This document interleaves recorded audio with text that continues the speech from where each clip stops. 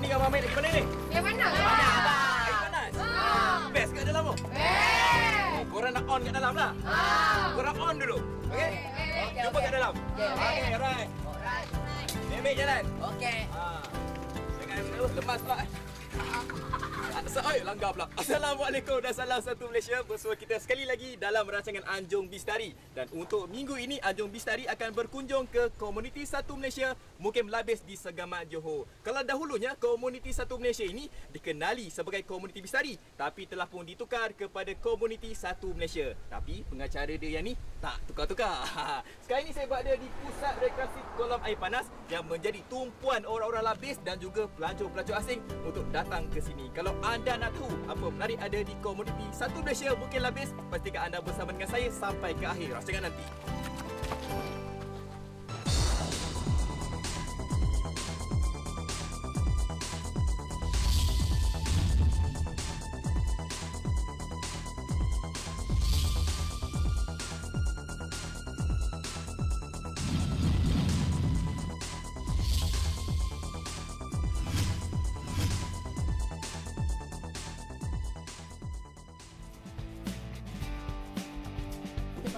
Lembik lah. Dah lembik.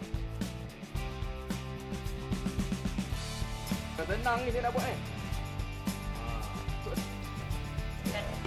Okay.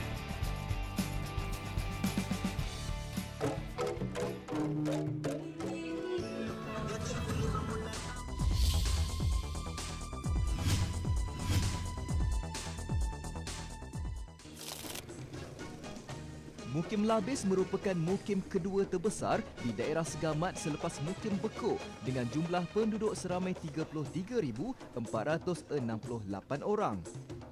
Mereka terdiri 36.62% Melayu, 47.75% Cina dan 15.53% India. Terdapat 8 kampung rangkaian di sekitar Mukim Labis, di antaranya Kampung Air Panas, Kampung Tenang, Kampung Feldah Cempelak, Kampung Bukit Mambai dan lain-lain lagi.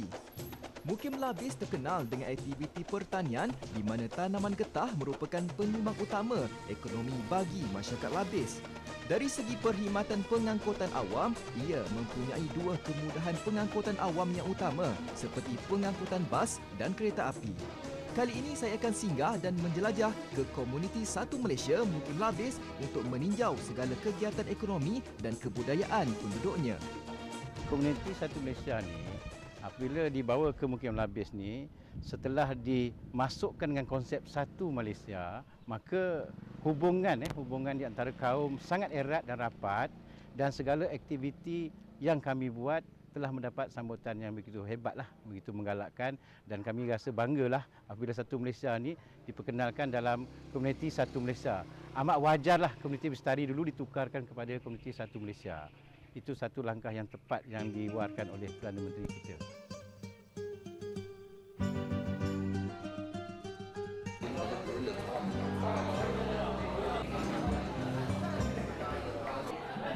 Oh, sedapnya kopi ni. Pekat. Sampai dah. Terima kasih, Mai. Thank you.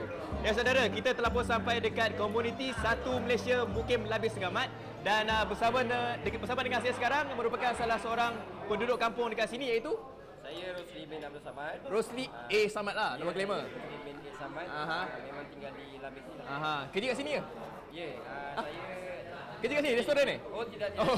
Saya bekerja di Labis juga. Tapi selalu datang minum di kedai minum Steven ni lah. Kedai di Labis ni. Betul tu, memang sedap. Pasti pun boleh rasa dia punya kopi. Memang sedap lah. Jadi Encik Rosli ni kerja sebagai apa ni? Saya mengajar di Sekolah Kebahasaan Negeri. Cikgu lah ni. Alamak. Jadi sepanjang penggambaran ni saya panggil cikgu lah. Boleh? Boleh. Cikgu, mula-mula cikgu nak bawa saya pergi mana?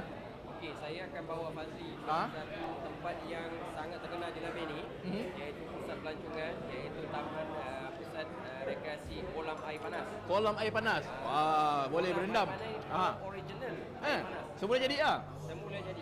Oh, bagus juga. Baik untuk kesihatan tu. Betul tu. Kan? Sambil kita berendam kaki kan, kita boleh tengok-tengok ni orang kampung kan. Jadi saya pun tak sabar nak pergi ni air panas ni. Okey, minum. Jom. Bayar? Boleh? Terima kasih.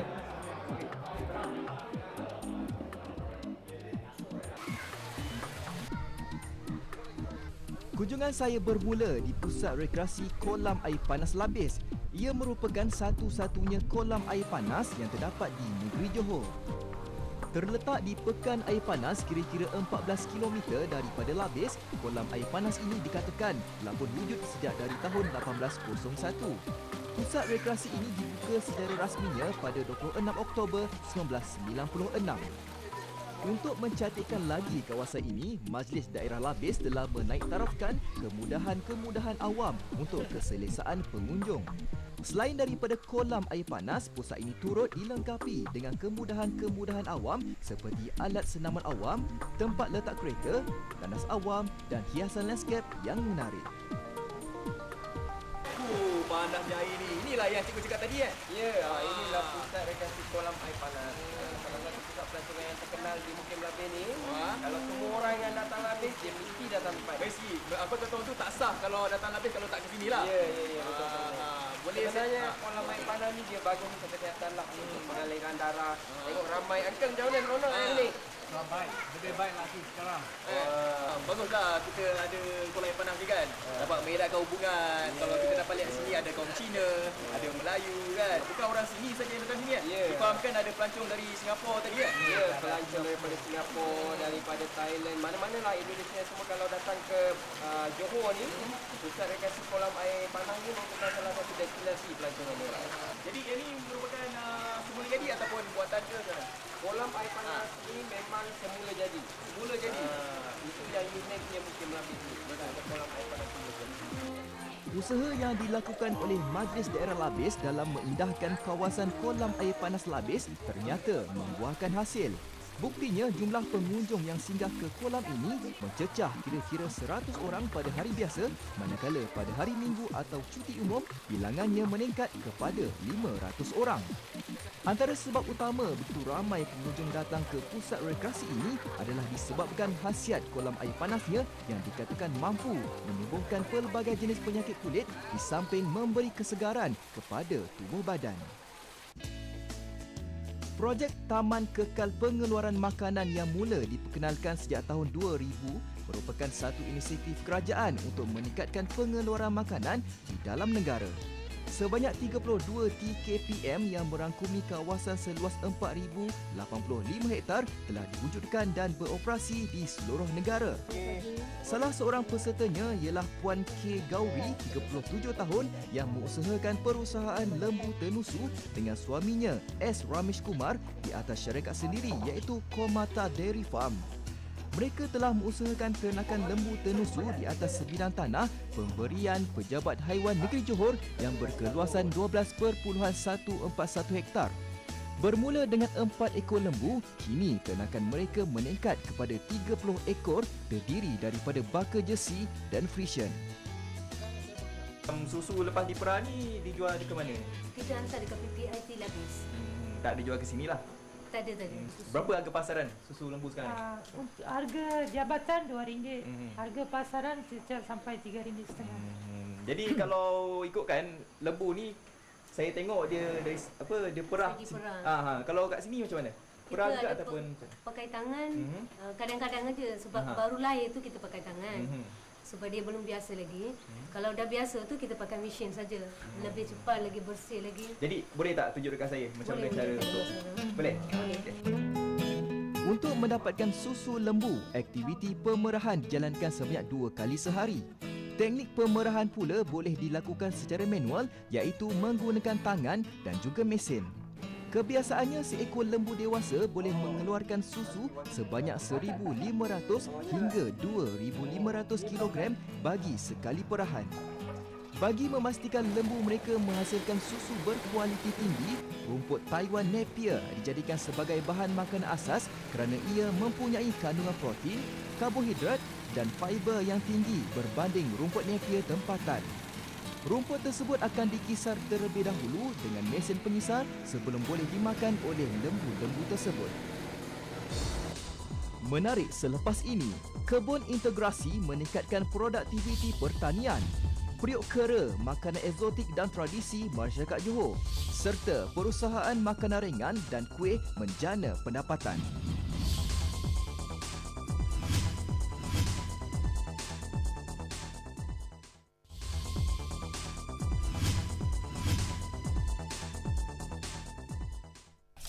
Integrasi ternakan dengan tanaman merupakan amalan tradisi masyarakat petani dan luar bandar di mana amalan ini dikenal pasti sebagai salah satu strategi utama dalam Dasar Pertanian Negara ketiga DPN3 bagi memaju dan meningkatkan pengeluaran daging untuk keperluan tempatan dan mengurangkan import.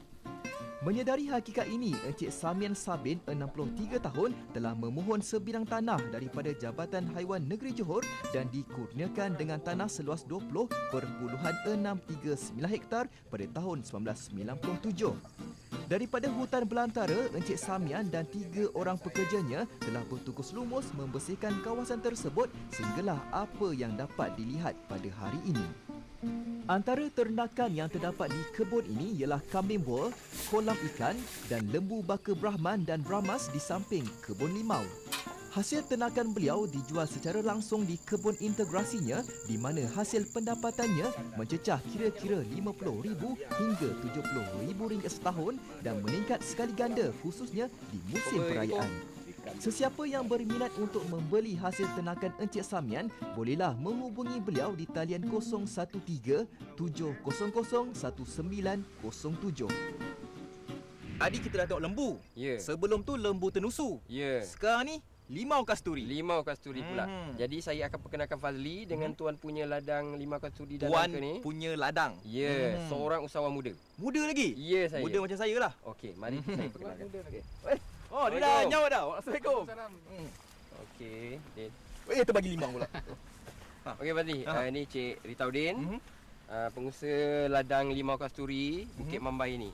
Jadi boleh bertanya dengan beliau lah. Panggil Kenal Cik Din ladang lah. ni. Berapa besar luas ladang ni? Lebih kurang dalam 15 ekar. 15 ekar. Berapa banyak pokok ada kat sini? Untuk limau kita ada limau kasturi lebih kurang dalam 300 lebih lah. 300 lebih? 350 pokok. Macam mana pengeluaran buah limau kasturi ni? Pengeluaran buat masa sekarang ni okey lah, stabil kan. Pasaran kita dalam daerah kawasan sini je lah, kawasan Labis Kamat kan. Belum lagi dieksport ke mana-mana lah? Belum lagi. Belum lagi. Limau kasturi ni apa nama? Berapa harga dia kalau ikut kan? Harga dia tak tentulah, dia tak stabil kan. Ada naik turun tu lah. Rata lebih kurang dalam RM1 ke RM1.5 lah, 1 kilo. Susah tak nak jaga limau kasturi ni? Limau kasturi yang paling senang kan? Paling senang sekali? Paling senang, antara limau-limau lain. Setelah puas meredah kebun integrasi, destinasi saya seterusnya di Bukit Mambai yang merupakan sebuah kawasan zon pengeluaran makanan ZPM. Ia merupakan sebuah program kerajaan negeri Johor dalam memajukan sektor pertanian dan meningkatkan taraf pendapatan penduduk setempat. Demi menyahut seruan tersebut, Encik Ritaudin Abdul Malik telah menyewa tanah berkeluasan 6.07 hektar di Bukit Mambai untuk menjalankan perusahaan ladang limau kasturi selain menanam nangka sebagai tanaman sampingan.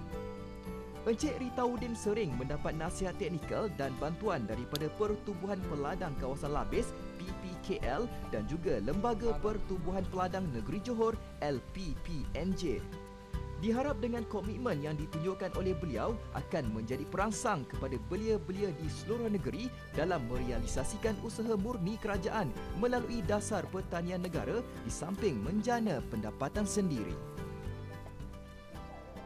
Kampung tenang kaya dengan hasil tanaman dan ladang, namun antara masalah yang sering dihadapi mereka ialah serangan gajah liar yang sering menceroboh dan memusnahkan kebun dan ladang petani. Ini disebabkan kampung ini bersempadan dengan hutan simpanan kekal Labis yang menjadi laluan gajah tersebut. Menyedari masalah itu, kerajaan dan perkhidmatan telah membina pagar elektrik sepanjang 23 km bermula dari Felda Redung 1 dan berakhir di Felda North Labis. Saya telah dibawa oleh Cikgu Rosli ke lokasi pagar tersebut.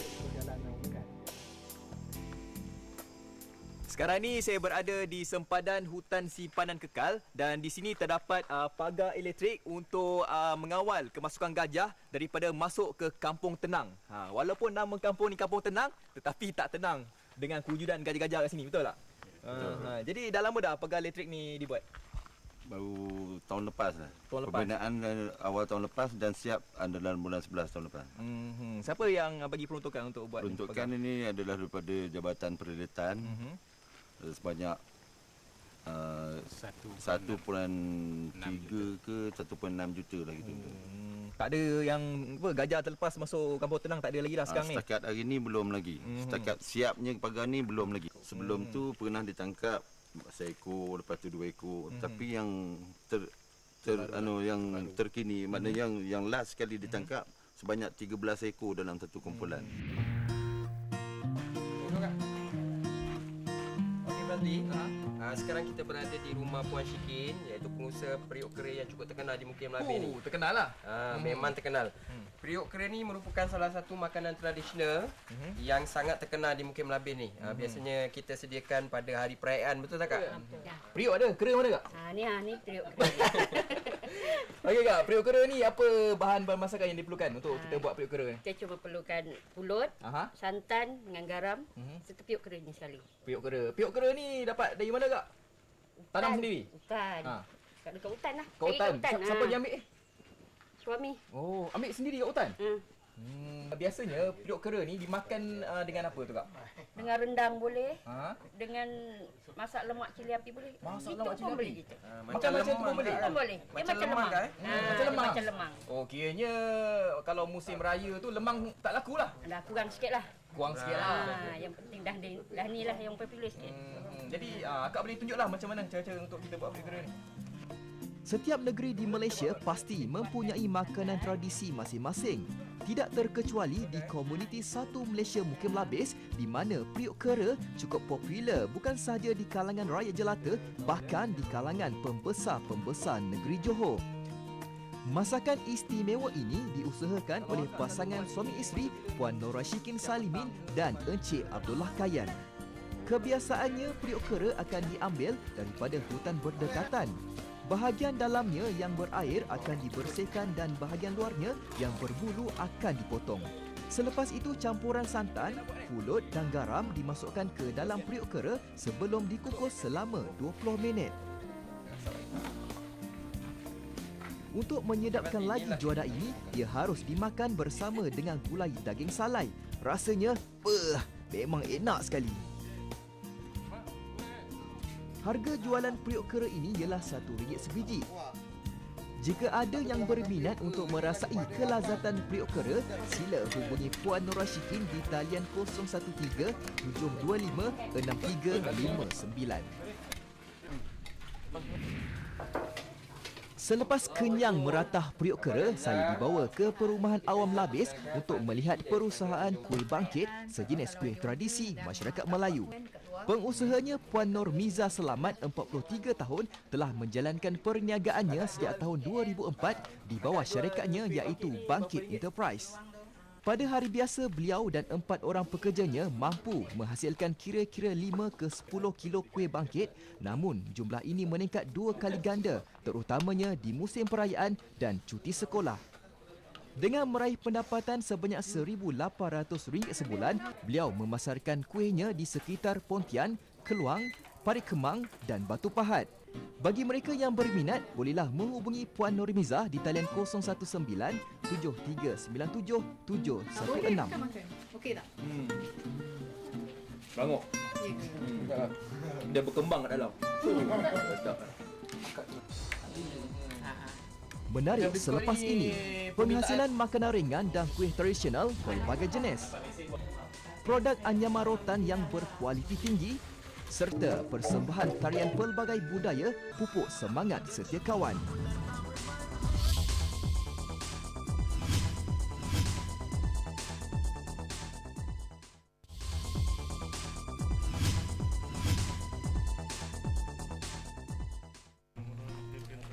Industri kecil dan sederhana mampu menjana pendapatan yang lumayan jika ada usaha dan minat yang tinggi.